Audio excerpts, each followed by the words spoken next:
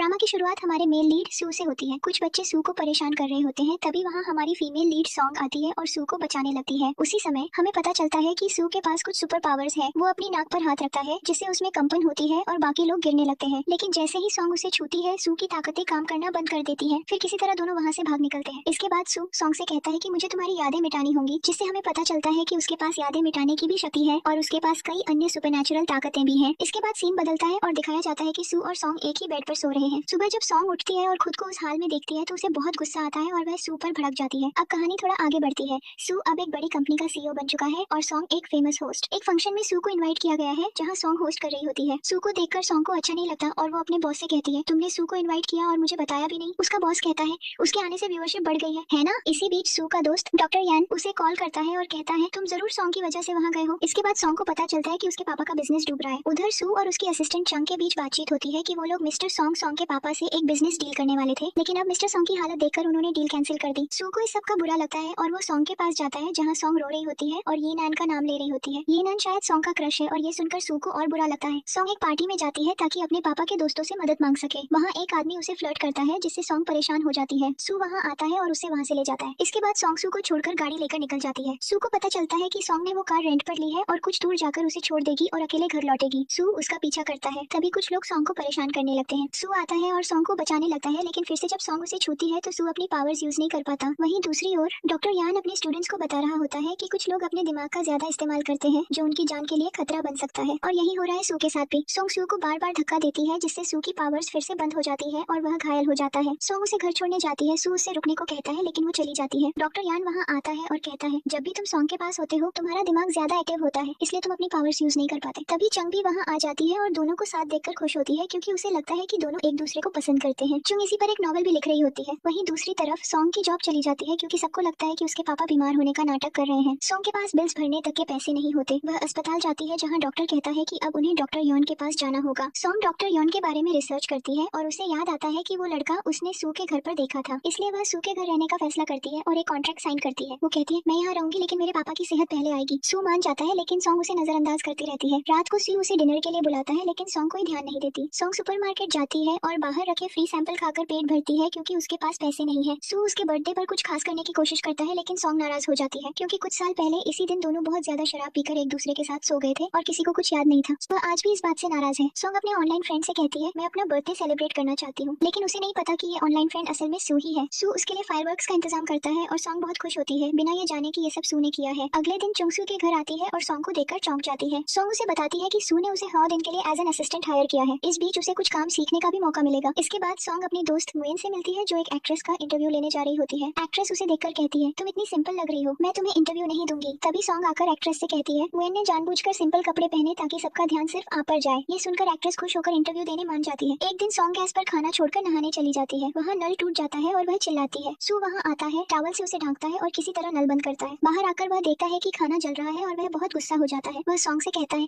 तुम्हारे अंदर कोई डिसिप्लिन नहीं है, तुम कंपनी कैसे चलाओगी। इसलिए वो उसे सारे घर के काम करने को कहता है और कॉन्ट्रैक्ट में लिखा होता है कि सॉन्ग को हर काम करना होगा। सो मना भी नहीं कर सकती। शाम को जब सॉन्ग फ्री होती है तो वह येनान को एयरपोर्ट पर लेने जाना चाहती है जो उसे पहले ही बता चुका होता है कि वह चाइना लौट रहा है। इधर एक फ्लैशबैक में दिखाया जाता है कि सू ने यान से पूछा था, एक लव राइवल को कैसे हराया जा सकता है। वापस वर्तमान में आते हैं। सू सॉन्ग को रोकता है और कहता है, मुझे अभी काम है। सू का आदेश मानते हुए सॉन्ग को उसके साथ सुपरमार्केट जाना पड़ता है, इसलिए सॉन्ग बहुत नाराज होती है और अपनी दोस्त नुआन से कहती है कि वह जाकर येनान को रिसीव कर ले। अगले दिन सॉन्ग और सू ऑफिस जाते हैं जहाँ येनान की एंट्री होती है। येनान सॉन्ग से बहुत अच्छे से बात करता है और लिफ्ट से बाहर निकलने के बाद भी दोनों बातें करते रहते हैं। येनान सॉन्ग से हाथ मिलाने के लिए हाथ बढ़ाता है लेकिन तभी सू अपनी पावर्स का इस्तेमाल करता है जिससे सॉन्ग को झटका लगता है और वो अपना हाथ पीछे खींच लेती है। ये देखकर येनान सोचता है कि शायद सॉन्ग अभी हाथ मिलाने में कंफर्टेबल नहीं है। इसके बाद सू सॉन्ग के कानों में ईयरबड्स लगा देता है और सॉन्ग अपनी कंपनी के शेयर होल्डर्स के साथ मीटिंग में चली जाती है। असल में ये लोग सॉन्ग की कंपनी में उससे मीटिंग करने आए थे, लेकिन उन्हें लगता है कि सॉन्ग को बिजनेस की कोई समझ नहीं है, इसलिए वो लोग उसे हल्के में लेने लगते हैं। मगर सॉन्ग सू की बातों को सुनकर बोलना शुरू करती है। वो अपने लिए स्टैंड लेती है जो सबको चौंका देता है। अपना विजन और कंपनी के लिए प्लान बताकर सॉन्ग वहाँ से चली जाती है। बाहर आकर वो बहुत नर्वस होती है जिसे देखकर सू हंसता है। बाद में सू सॉन्ग से कहता है कि कुछ स्पेशल लोगों को हायर करो और एक टीम बनाओ। दूसरी तरफ ऑफिस में सब बातें कर रहे होते हैं कि येनान और सू दोनों ही सॉन्ग को पसंद करते हैं। ऑफिस के लोग भी चर्चा करते हैं कि सॉन्ग को किसके साथ जाना चाहिए। इसके बाद सॉन्ग कुछ लोगों को हायर करती है जिनमें उसके पापा का एक स्टाफ हाउ, एक ऑफिस स्टाफ नियुआन और कुछ और लोग शामिल होते हैं। वो एक मजबूत टीम बनाती है जिसे सू भी पसंद करता है। लेकिन थोड़े दिनों बाद सू देखता है कि ये लोग काम कम और गेम्स ज्यादा खेल रहे हैं, यहाँ तक कि सॉन्ग भी इनके साथ गेम खेलती है। ये देखकर सू गुस्से में सॉन्ग को डांट देता है तो सॉन्ग कहती है, मैं सबके साथ फ्रेंडली होने की कोशिश कर रही हूँ ताकि ताकि आगे सब अच्छे से काम कर सके। ये सुनकर सू और गुस्सा हो जाता है। तभी वहाँ ये नान आ जाता है जिससे सू को जलन होने लगती है। बाद में सॉन्ग और ये नान एक रेस्टोरेंट में खाना खाने जाते हैं और सॉन्ग वहाँ की फोटो भी पोस्ट करती है। ये तस्वीरें सू और नूवॉन भी देखते हैं। फिर नूवॉन एक पुरानी तस्वीर देखती है जिसमें वह सॉन्ग और ये नान तीनों है। यह देखकर लगता है कि शायद नूवॉन को भी ये नान पसंद है या दोनों के बीच कुछ है। उधर सॉन्ग घर लौटती है और फ्रिज देखती है तो सू कहता है बाहर का खा लिया है, अब घर साफ करो। असल में सू जल रहा होता है इसलिए वो सॉन्ग से ऐसे काम करवाता है। अगले दिन नूवॉन, ये नान, सॉन्ग और सू एक अनाथालय ऑर्फनेज जाते हैं जहाँ सभी बच्चे स्नो वाइट ड्रामा परफॉर्म करना चाहते हैं। सू भी इसी अनाथालय से आया था और बचपन से उसकी और यान की दोस्ती है। खैर वहाँ सब लोग किसी न किसी किरदार को निभाना चाहते हैं। वो लोग एक छोटी सी लड़की को डायन विच बनाना चाहते हैं लेकिन वो लड़की गायब होती है। फिर सू और सॉन्ग उसे ढूंढने जाते हैं। उन्हें वो लड़की मिलती है जो कहती है मैं डायन नहीं बनना चाहती, मैं स्नो वाइट बनना चाहती हूँ। मेरे कोई दोस्त नहीं है इसलिए मुझे जबरदस्ती डायन बना रहे हैं। सू उस लड़की से कहता है जब मैं छोटा था मैं भी यहीं रहता था, मेरे पास भी कोई दोस्त नहीं था, लेकिन फिर मेरी यान से दोस्ती हो गई, तुम्हें भी ऐसा कोई दोस्त मिलेगा। फिर सॉन्ग कहती है मैं तुम्हारा मेकअप अच्छा कर दूंगी। सॉन्ग उसका मेकअप करती है और बाकी बच्चे कहते हैं अब से हम भी डायन बनना चाहते हैं क्योंकि तुम तो बहुत सुंदर लग रही हो। वो छोटी बच्ची बहुत खुश हो जाती है। बाद में सॉन्ग सू से पूछती है लायबिलिटी और एसेट क्या होते हैं। सू उसे सब अच्छे से समझाता है। फिर सॉन्ग पूछती है लायबिलिटी क्या होती है। सू कहता है तुम हो लायबिलिटी। इस तरह वो सॉन्ग का मजाक उड़ाता है जिससे सॉन्ग नाराज हो जाती है। अगले दिन सॉन्ग लेट उठती है। सू कहता है मैं तुम्हें गाड़ी से ऑफिस नहीं छोड़ूंगा। सॉन्ग बस पकड़ने के लिए भागती है लेकिन ये पहली बार है जब वो बस में चढ़ रही होती है इसलिए वो गलत बस में चढ़ जाती है और ऑफिस देर से पहुंचती है। सू ऑफिस में एक रूल बताता है जो भी लेट आएगा उसकी फोटो क्लिक होगी और पोस्ट की जाएगी। सॉन्ग के साथ भी यही होता है जिससे वो बहुत बुरा फील करती है। उधर एक आदमी चैन दिखाया जाता है जो बहुत बड़ा बिजनेसमैन है। उसी की वजह से सॉन्ग की कंपनी डाउन हुई थी। अब वो इस कंपनी को पूरी तरह से हथियाना चाहता है। इसी बीच ये नान सू से मिलने आता है और गुस्से में पूछता है तुमने सॉन्ग को सबके सामने क्यों इंसल्ट किया, वो बॉस है, अगर तुम उसके साथ ऐसा करोगे तो वो कैसे काम करेगी। सू ज्यादा कुछ नहीं कहता, बस कहता है अपने काम पर ध्यान दो। उधर सॉन्ग मॉल में एक प्रोजेक्ट के लिए जानकारी इकट्ठा कर रही होती है। तभी एक आदमी जो समझ जाता है कि सॉन्ग किसी अमीर घर से है जानबूझकर उससे टकराता है और उसके हाथ से एक ब्रेसलेट गिरकर टूट जाता है। वो आदमी कहता है